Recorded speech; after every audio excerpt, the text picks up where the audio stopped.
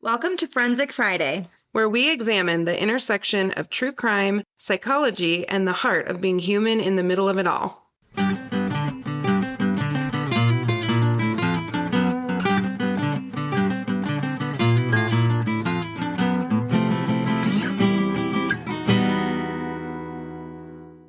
You guys, today I get a text message from Nat.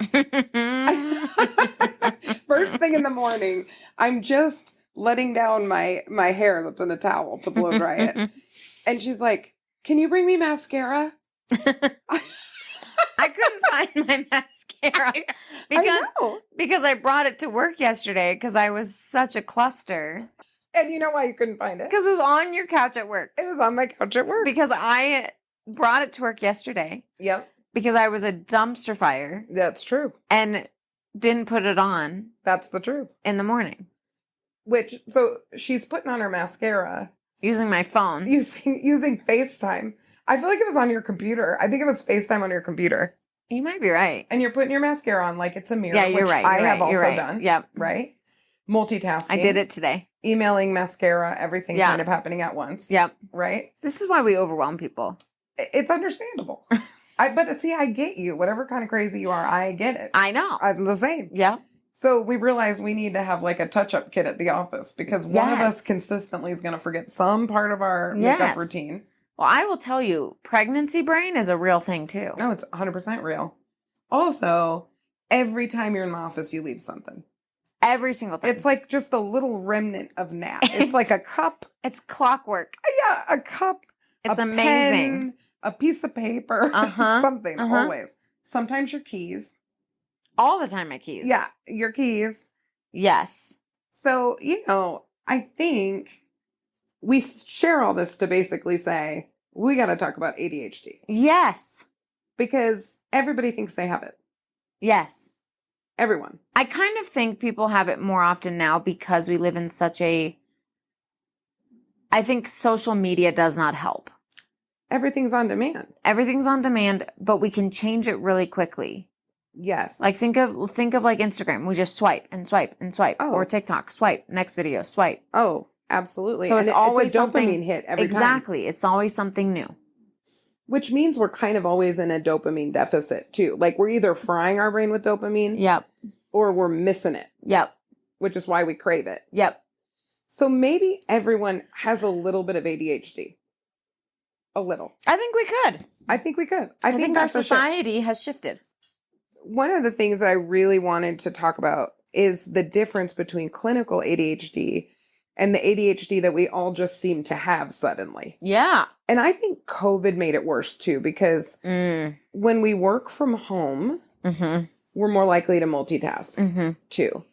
So honestly, I think that for me, I noticed my attention span got worse during COVID. And being a mom, we're always multitasking anyway. Yep. Yep. So one of my questions for you, Nat, because you and I are probably in a bit of a clinical range, which we'll talk about. What are your quirks? What are your ADHD quirks? I forget things. Well, yeah. All the time. Mascara. Yeah. And pens and cups and all the things. Well, it's funny. That's been like something I've struggled with forever. Like Preston we'll get in the car and he'll be like, or we'll be walking out to the car. He's like, are you forgetting anything? I'm like, no, we're good. And then we get in the car. I'm like, oh wait, I forgot something. And then I have to run inside. Like yesterday, this was us. We're on or Sunday, we were on our way to family thing. And I literally had the card, my brother-in-law's birthday card, in my hand. I put it down. We get to the car. And I'm like, oh, crap, I forgot the birthday card. Oh, absolutely. We're literally going to Castle Rock for his birthday. He's like, okay, how do we do this every time? Well, I have the opposite problem. So I don't typically leave things places. I don't leave things in your office. I don't forget things. Well, we're never in my office, but yes. Yeah. I'm very much a homebody. Yeah. We stay in my office. In your office. We're always in my office. Granted, mine's in the corner. That's true. Back corner. Mine's like in the middle of And also it's like either super hot or super cold because it's two window walls. Mine's kind of the social hub. It is. I would say. Well, you're like in the middle of the hallway. I'm right in the middle where the action is. Yes. But mine shows up as having 10 of everything just in case. So like, Yeah. remember when we did our photo shoot Yeah. with your friend? Yeah. So you roll up with like 2 options. You're kind of piecing it together as you go. Oh, for sure. That's my I brain. had 8 things with tags still attached. Oh, for sure. We're like ripping tags off. 100%. So I'm over prepared. I'm the one who will get a bottle of barbecue sauce with every grocery order, even though we already have 25. Oh my gosh, that would stress me out. Right. Oh, Garrett's not a fan. Yeah, I believe that. You know, but I don't typically leave things places. You are more likely to leave things places or forget things. Yes, all the time. So it shows up differently in different people. Yeah. What how I describe it to clients frequently is it's kind of the feeling of having 100 tabs open in your brain. Yep. Oh my gosh, that's my computer. Same, right? So the journey, I think, for Nat and I, because we've been talking about this, we've known each other for years. Mm-hmm. I didn't realize I had clinical ADHD until about a year ago. I'm like the last to know. Do you think my 95% is 100%? Oh my gosh. 100% of your 95% is ADHD. And then the 5%, I'm like, I just will not do it. Will not do it. The paralysis at the 95% mark for you is ADHD. Okay. I really believe that because it happens to a lot of people. Yeah. And so it's like you give it your all and then you're like, I can't. It's too much. Take that last step. What if I make a mistake on the last step? Oh, and then I have to redo it? And then I have to redo it. Oh, hell no. That's what the thing is. Yeah. For you. You're right. And that's really common. That's actually super common with ADHD. Or it's trauma. I'm kidding. Or trauma. Well, and the reason it's important to talk about this is it's underdiagnosed in women. Yeah. It gets picked up later because girls are more compliant. Yeah. So I have a theory that it manifested super different for the two of us in school. And I think I know why. It did. So when I was going through school, I've always been an amazing student. Yeah. Always. Yeah. Not straight A's. I had to put in a lot of work. Yeah. I'm not naturally like walk in and get an A. But you knew how to study. You knew what you needed to do. But I knew how to study. But I was a shy, compliant kid. Okay. I was the most compliant kid you'd ever see. Never in trouble. I was compliant. Mm-hmm. But I didn't know how to study. Totally. I didn't know how to sit down and focus. Yes. So that part I was not compliant in. No. And the thing I love about you is you're so feisty that you would keep doing it. Oh, yeah. I won't give up. You will not If I fail, give up. I'll do it again. But you are willing to shoulder that for a really long time. Yep. I was just compliant enough that you didn't have to do it again. Brain and I just capitalized on it. Yep. You know, but it shows up in ways that aren't cool still. Like what? Okay, I think my most annoying ADHD trait besides the barbecue sauce. Oh, can I name it? Oh yeah, you already know. You're texting. 100%. You're texting? The texting's oh worse. My gosh. Well, I look at my phone, I'm like, 15 texts? I hate about myself that they're all one-liners. They are. That's the thing. No, I know. Here's the thing. I will text one long text. Yes. And I'll do it in paragraphs. 100%. I do like the novel text. You do. But it's one. Yes. And you do the like bam, bam, bam, bam, bam, bam. And I'm like, oh my gosh. I know. Jeannine, I cannot. It's real bad. I'll give you that. But I get it. 100%. You're right. But that's how my brain works. My brain goes bing, bing, bing, bing, bing, bing, bing, bing, bing. But let me ask you this. When people do it to you, does it overwhelm you? No. Okay. The novel overwhelms me. It's weird. So the novel does not overwhelm me. I know. We'll be right back. Eye-Opening Moments podcasts are real-life stories of adversity, encounters, and perspectives. They are moments that can lift your spirits, give you some food for thought, or move you.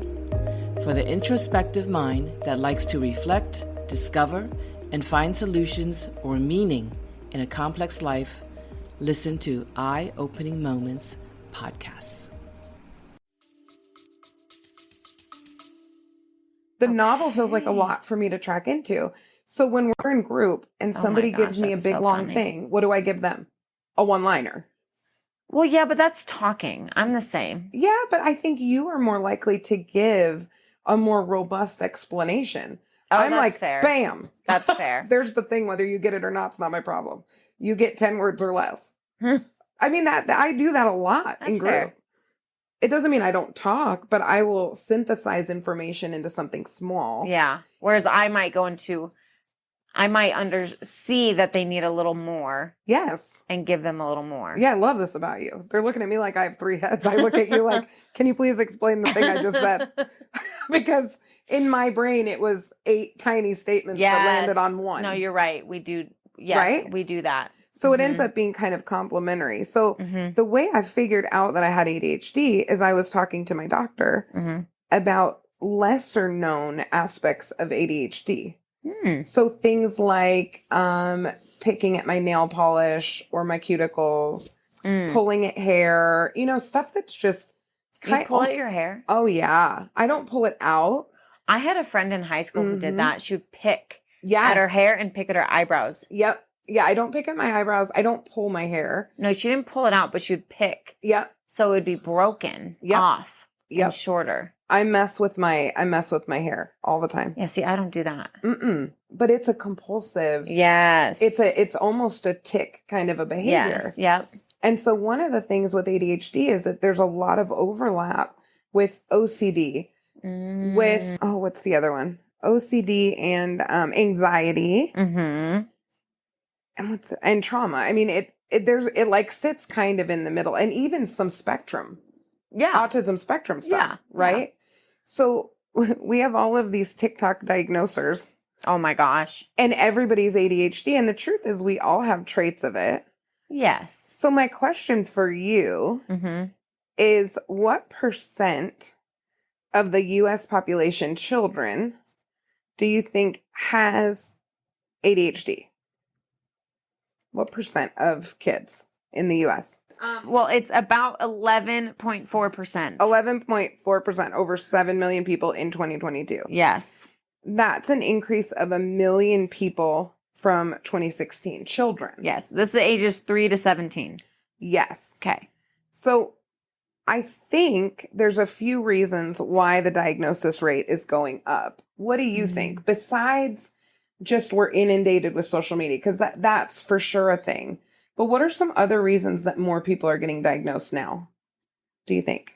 I'm going to kind of go my weird hippy dippy route. I think we're spending less time outside. Yeah. But why are we diagnosing more? Oh, diagnosing. Yeah. I don't know. So there's this thing in psychology and in medicine too. Once we name something, and people know what it is. And they identify. It. Yeah. And they're more likely to get diagnosed. Yes. So is it actually more people, or is it that people know what to look for and more people are getting diagnosed? There's less stigma. I don't know. I think it could be both, because here's what I'm going to say. I think when I was in college, all of the sudden, so many of my friends have prescriptions for Adderall. 100%. Who did just fine in high school. Who do just fine in everything else. And now all of a sudden they have these diagnoses or whatever and prescriptions for ADHD. Yes. And are also probably not doing great things with them, like giving them to their friends.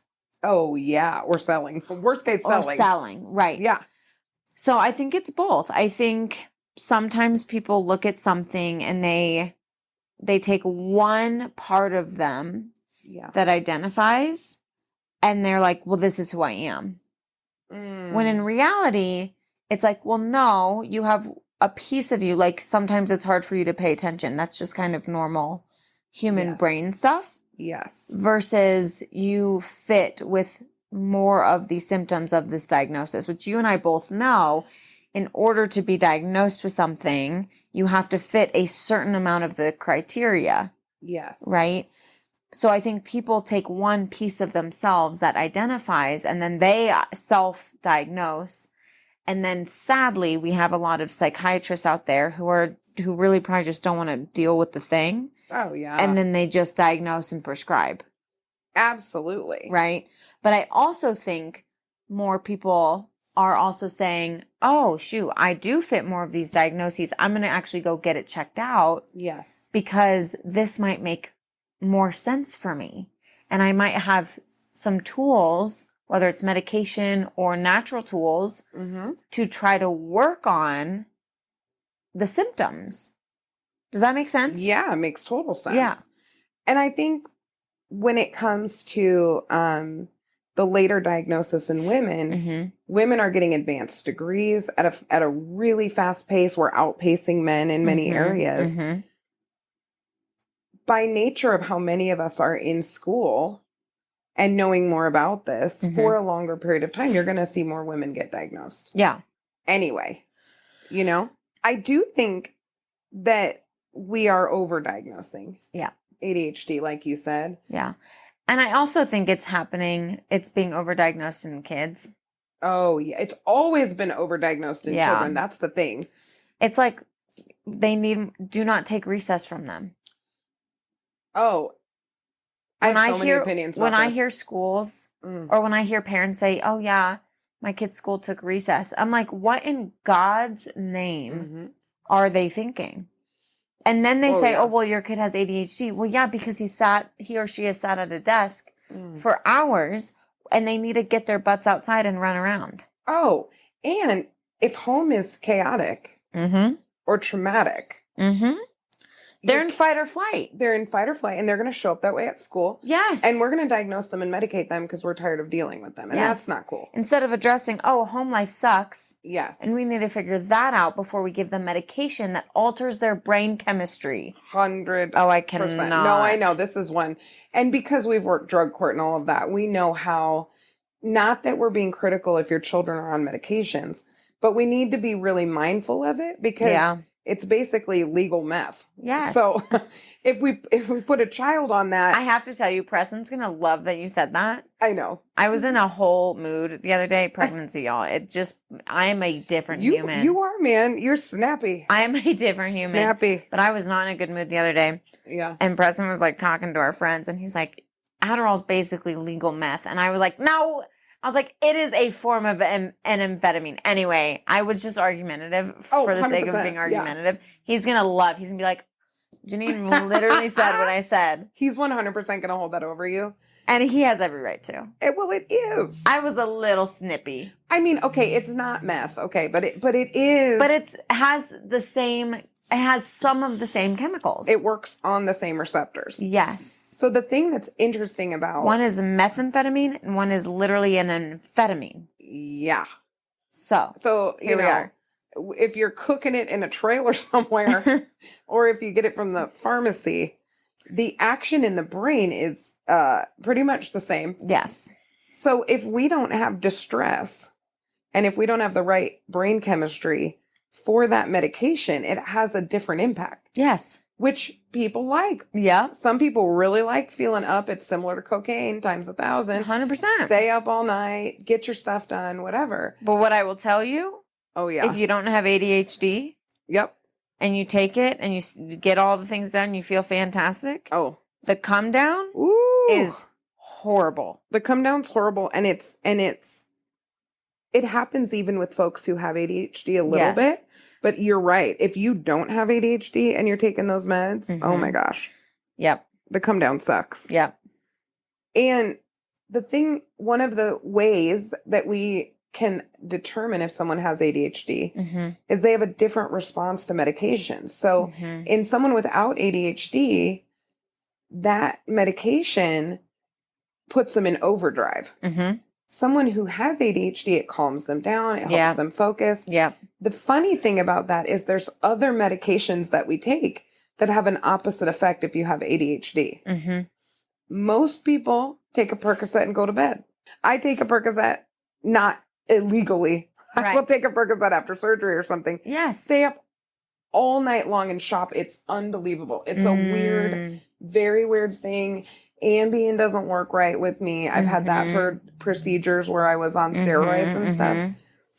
But you're right. I mean, I've talked to people where they'll tell me, especially when I worked in drug court. Oh, yeah. They'll tell me, cocaine calms me down. 100%. And I'm like, that makes sense. Because makes you have ADHD. Sense. Yes. Remember when we were running group and we had people identify which neurotransmitters they were lacking? Yes. Based on what drug they gravitate towards? Yes. That was a fun day. That was a fun day. But some of this is really that clear. Yeah. So when we're talking about ADHD, I'm not going to get into all the hairy specific details because y'all can read and look things up. Yeah. And I'm sure that you do because you're all very informed. But in a nutshell, ADHD is a neurodevelopmental disorder characterized by persistent patterns, again, patterns, not like a one-off or a season, but persistent patterns of inattention and or hyperactivity impulsivity that are developmentally inappropriate. So to break down those three main components, inattention is just what it says, having a hard time paying attention, getting distracted easily, forgetful, trouble following instructions, easily losing things. Yep. That's Nat. Yep. Right? Yep. Hyperactivity, excessive movement, restlessness, difficulty sitting still, often fidgeting. I don't think that's either one of us. It's not either one of us. This is what we see a bit more in boys. Yeah. We see this one a bit more in boys. Yeah. Impulsivity, acting without thinking, difficulty waiting their turn, interrupting others. That's me. My brain literally interrupts itself. Yeah. But this feeling like I've got to jump in and answer the question, or I've got to this or that. And the picking and the nail polish and all of that, that's impulsivity. Yeah, I don't have that either. Oh, yeah. That's a whole different thing. So ADHD is based in the brain. Yep. So it's caused by differences in brain structure and function. It's chronic. Typically, you have symptoms in childhood that persist into adulthood. But I think we're finding more and more that there are people who were able to mask it in childhood, or maybe it didn't present the same way for some reason in childhood. Yeah. So I'm wondering if the next iteration of the DSM may get rid of the requirement that you met the criteria as a child. I would imagine. Just because there's been so much shift in it clinically. Well, especially when you talked about, you know, girls and women tend to fall into compliance unless their brain is literally on fire. Right. Right. Which we've met young, you know, little girls who that's their case and they do have to be medicated and it's a whole thing. Yes. But, you know, I think because women are literally trained to not be the crazy hyperactive one. Oh, yeah. That it might not show up in childhood. Well, and we mature quicker. So I also think that in a classroom, the extra attention goes to typically to the boys who are acting up. Yeah. And the girls are just functioning a little bit ahead of the curve. So I think they just get missed. Yeah. You know? Yeah. It's very important to get diagnosed by a healthcare professional. So who are the people who can diagnose? A psychologist and a psychiatrist. Yep. But a psychiatrist is the only one that can prescribe medication. That's right. So. Or a psychiatric nurse practitioner or or a doctor. Physician. Yeah. But your therapist can diagnose and then encourage you to potentially go see a doctor. I think it's really great to talk to your therapist first. Yeah. They see you the most. Yes. And I run through DSM criteria all the time with my people. We have DSM sitting right next to us in our office. All the time. We will pull it out when we need to. You can run through that with somebody who sees you a lot. Yeah. That's what I would do first. And then you can go your proper channels. Yep. When it comes to who to have prescribe, primary care physicians and psychiatric nurse practitioners are great. Yes. That's a great starting place. If you are on other medications for mental health disorders and ADHD gets thrown in the mix, I would go to a psychiatrist then. Absolutely. That's when I would up it to a psychiatrist. Yep. Yep. At least a psychologist for differential testing. Yeah. Because you can start to get over medicated and then your ADHD meds are ticking up your mood symptoms and vice versa. And it gets complicated. It does. It just gets a little more complicated. Yeah. So, Nat, what are our treatment options besides medication? Because I'm going to get into medication here in a minute. And we talked a little bit about that. Well, therapy is definitely one of them, right? So behavioral therapy, CBT is what we call it, cognitive behavioral therapy.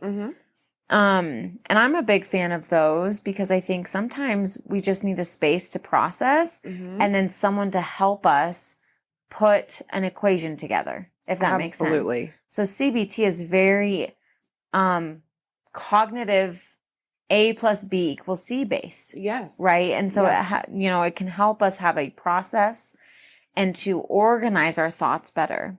And I'm a big proponent of that. And also lifestyle changes, right? Here's the thing, y'all.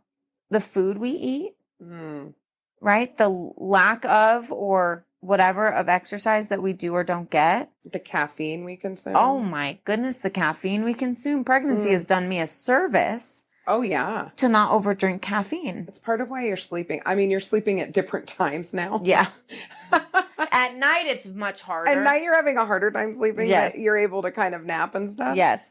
But it's, we have to look at all of these things that do impact those. Because I've talked to many people who are like, well, I just don't want to take medication. And that's okay. Oh, yeah. It can be managed without medication. Yes. But you have to be willing to do those things. Yeah. And you almost have to develop hacks. Yes. For your life. And so you want a therapist that understands ADHD. I've had to learn about this in the last couple of years because I've had a few trauma clients who've had really severe ADHD also. So EMDR didn't work as well. And we had to kind of problem solve. And now there's EMDR 2.0. I'm 50-50 on that. There's attachment-based EMDR. There's just some different ways of getting at it. But they would struggle with the bilateral stimulation. When we would mix it up, which if you're a therapist, I'm talking about. If you don't, hang in there with me for a second. Right.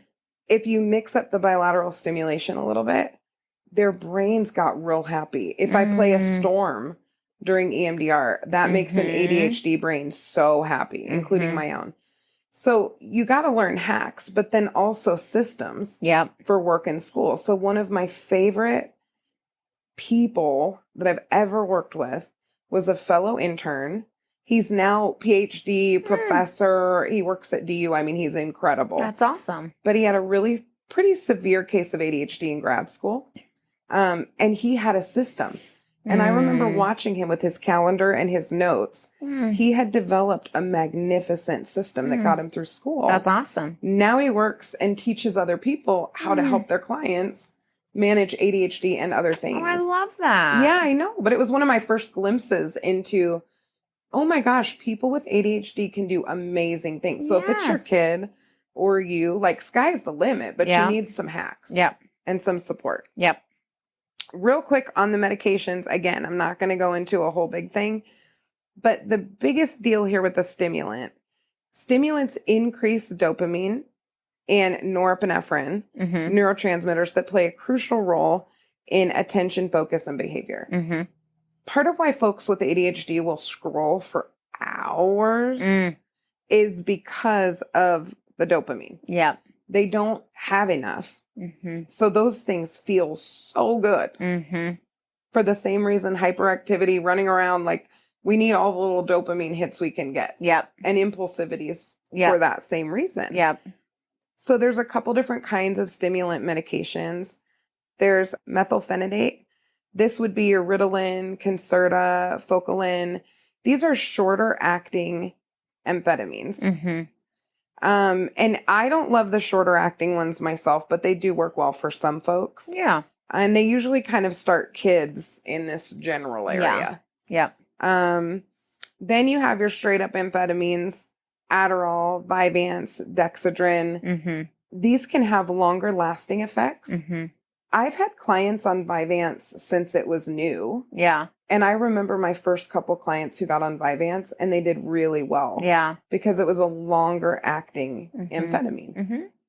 Adderall is a little more of a shot in the arm. So the problem with Adderall, it works, but you take it like in the morning, it kind of starts to fall out of your system.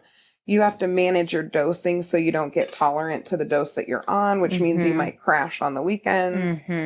So if it was me, again, I'm not giving any kind of medical advice. I'm nobody's doctor.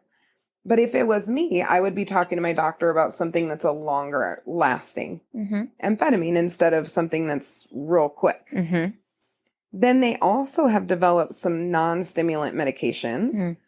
And they work kind of differently because they affect different neurotransmitter systems. Mm-hmm.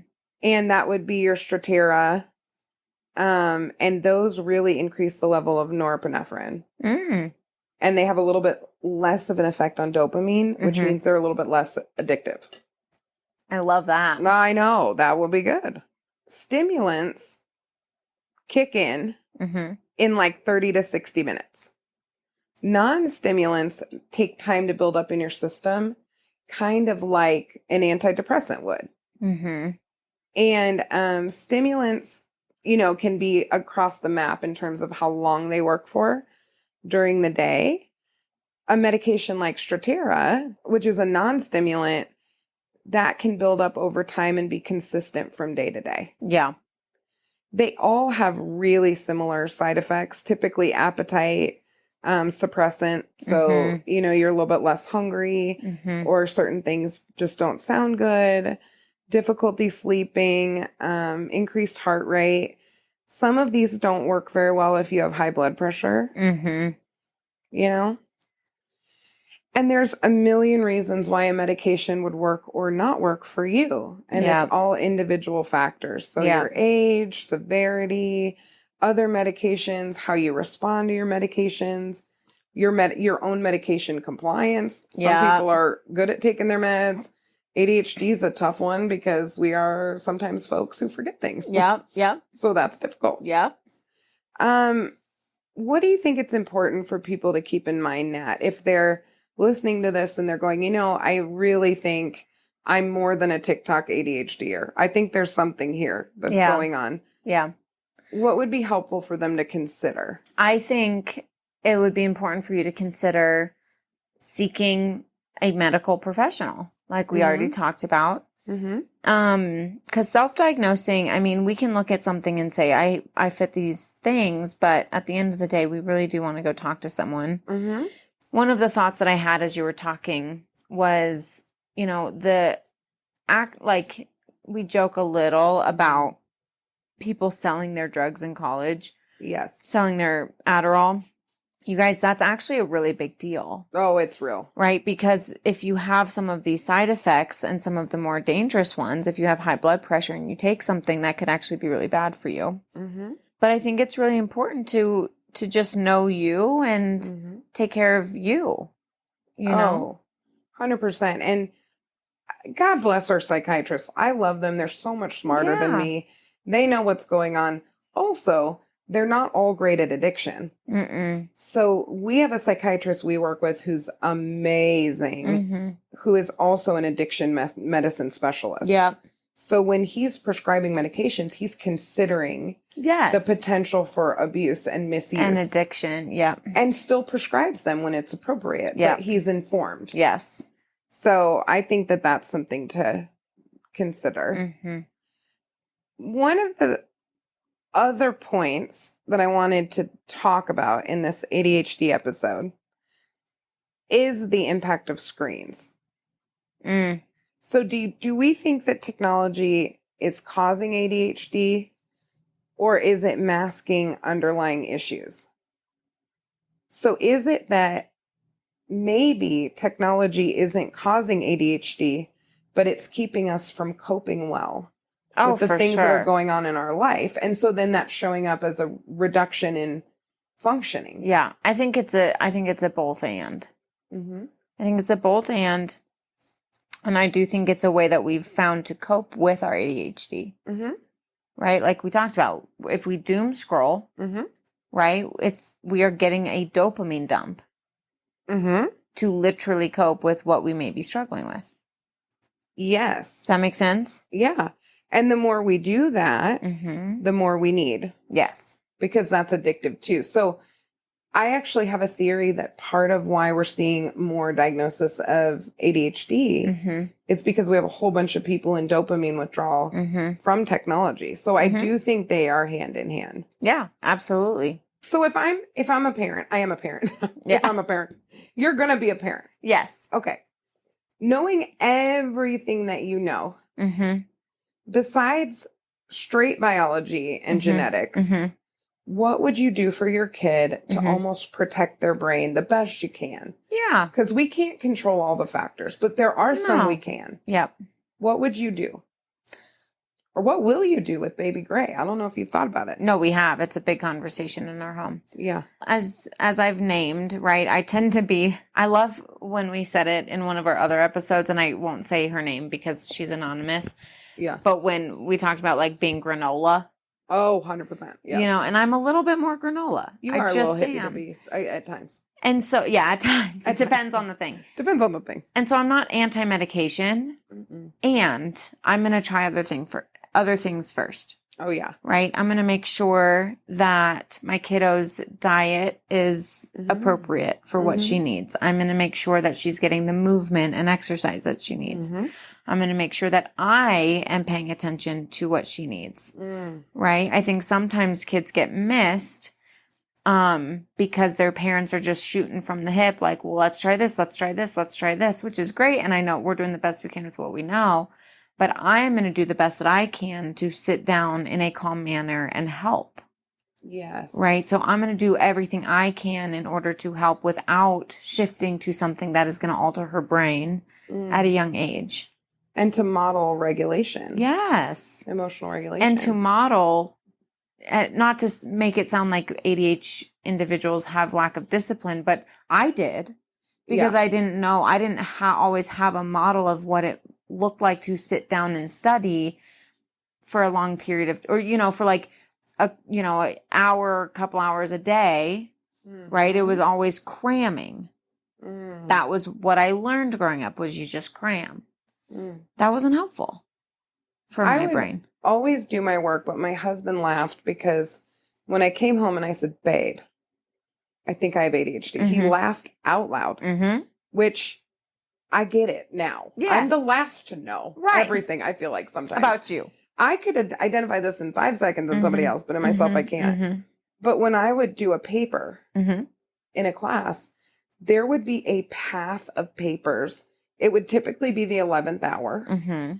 And there would be a path of papers to the bedroom, to the bathroom, to the kitchen, and everything spread out everywhere, all over. And that's still the case in our house sometimes. Oh, I see it at your house. Because it's like, well, I mean, but it travels. Look at my desk right now. There's crap everywhere. You know, I have to kind of organize it. Yeah. And you and I are both pile people, which we are pile people. Too. Oh, it drives Preston nuts. Oh, same. It drives Garrett nuts, but I know where everything is. Yeah. So I think when we're identifying these things, like for kids, I love that you want to give baby Gray the best chance to have healthy brain development. Yes. If you're a parent, you got to watch this, but The Social Dilemma. I think it's on Netflix. So good.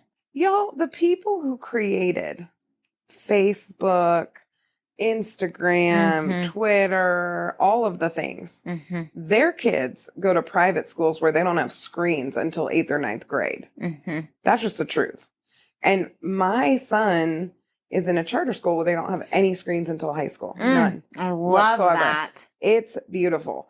Now, because we're all real people, my son also loves Clone Wars with Star Wars and has played a game and all whatever. Of course. But we notice a behavioral issue almost immediately when he's on screens. Yeah. It's almost immediate. Almost every single parent I talk to says the same thing about their kid. Every single parent. He will get pink cheeks. He gets warm. Like his cheeks get pink and he just gets a little punchy. We call it TV eyes. We're like, buddy, you got TV eyes. Like, we need to take a break. But then we taught him to read and he goes, I have reading eyes. I think I need to stop reading. I'm like, my God. Okay, buddy. Yeah, no. That's not the same. Not the same. Not the same. Mom knows better. So digital detox. What can we do to find balance in our lives, whether we have ADHD or not? How can we just like push back on all of this crap that's happening to our brains at all times? Well, to go into what you and I were just talking about with kiddos, right? Mindfulness and meditation. I'm a firm believer in that, right? Like, how do we model and do it for ourselves as well? Slowing down and being able to work on focusing, right? Techniques to improve focus and manage distractions. We have to sit down and slow our brain down. Yes. Right? If I have, which I'm guilty of, if I have my show going while I'm doing notes. Yes. Right? My brain's not calming. I'm not focused. Oh, totally. Right? Digital detox, which you were just talking about with your son. Right? Telling him to step away and pick up a book. Right? Yes. Strategies for reducing screen time and reclaiming attention. Yep. Tech-savvy solutions, exploring apps and tools that can aid focus and organization, like the calming apps. Oh, yeah. Where it's just music, but you're not looking at your screen. Yeah, or setting timers. I'm big on that for kids. Set a timer. Set a timer. When the timer goes off, we're done. We're just done. We move on. Yeah, we don't even have a conversation. It's just we're just done, right? And then as we've been harping on for the majority of this, for, ways to get help is professional help. Right? Yes. When to seek professional evaluation and treatment options, medications, therapies, whatever. Yes. Right? So but again, it starts with you. Yes. And you have to build that self-awareness of what is it that I need? Yeah. What can I try that I'm not doing? And you got to be honest with yourselves. Yes. That I'm not doing right now. When you have to ask people. Yes. So kind of the final piece that we want to leave you with a little bit, be mindful of your own technology use, pay attention. We were just talking to an intern who has the best sleep hygiene of all time. Y'all, her skin, she looks like she's 25. She's 30. 30. No, she looks like she's 16. No, you're right. She looks like she's in high school. I literally was like, what grade are you in? I thought she was 25 just because I know how much school she's done. Right, she's in grad school, so we have to assume she's a little older. Yeah. But you guys, her skin is like unbelievable. Impeccable. She has a routine that we will share with you later. Oh my gosh, she literally goes, turn your phones off at 8. I was like, girl, that is in 40 minutes. I'm like, what is happening? I have to drive home. Yeah, what am I going to do on my drive? I am listening, Jeannine. I've been listening to the Wicked soundtrack on my drive home. So I'm not calming my brain down. Do you sing? Absolutely. Oh, that makes me so happy. And I'm the worst singer ever. I want to see this Oh, someday. no, never. Never. You're like, nope, that's a private car concert for one. Yeah. Oh, my God. Well, no, too, because Gray hears it. Poor girl. Oh, honey. I just pray that she can sing. Anyway. Auntie J will help your pitch when you come out. Love this journey. I mean, I'm not Preston's great. actually a good singer. You know what? That doesn't surprise me. Preston is a good singer. That does not It makes surprise me me. mad, actually. I understand. He'll sing, and I'm such a jerk. I'm like, oh, who sings this song? He's like, shut up.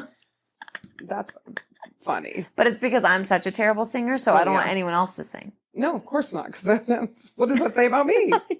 But you also listen to books on tape. I do. On tape. I'm like 80 years old. Audible. Apps. All things.